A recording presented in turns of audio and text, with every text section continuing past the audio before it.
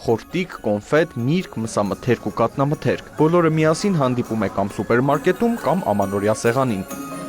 Խանութների հերթերը հուշում են, մոտենում են ամանորյա տոները։ Այդ օրերին մարդիկ սնվում են անկանոն, գայթակղվելով բարձր կալորիականություն ունեցող ճաշատեսակներով, ալկոհոլային խմիչքներով։ Արդյունքում առաջանում են առողջական խնդիրներ, ինֆեկցիաներից մինչև սրտանոթային հիվանդությունների սրում։ Տոնական օրերին դիտվում է ինչպես սուր շնչական վարակներով հիվանդացության աճ պայմանավորված հավաքույթներով, նաև դիտվում է սուր սննդային թունավարակների եւ աղիքային վարակներով հիվանդացության աճ։ Հում, մսամթերքը, ձուկը, միսը, թշնամիսը լավ ջերմային մշակման ենթարկել,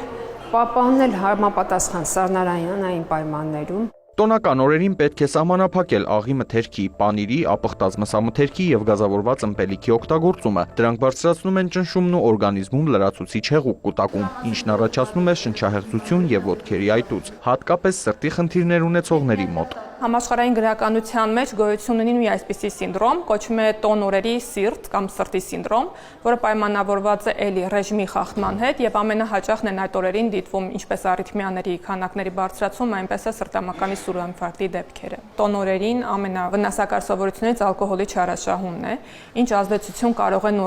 ունենալ ալկոհոլի չարաշահումը։ Առաջին հերթին դա արիթմիաների առաջացումը։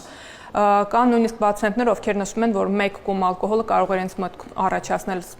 արիթմիաներ։ Ինքնազգացողությունը կարող է վատանալ նաև արտաքին գործոնից, եղանակից։ Ցուրտն առաջացնում է անոթների սպազմ, որը եւս բարձրացնում է զարկերակային ճնշումը։ Ռիսկի խմբում են հատկապես տարեցները, ճնշման խնդիր, սրտի իշեմիկ հիվանդություն եւ շաքարային դիաբետ ունեցողները։ Միֆը, որ շատ հաճախ օգտագործում են պացիենտները, զարկերակային ճնշման բարձրացման դեպքում օգտագործում են գազավորված ըմպելիք եւ լիմոն համադրությունը։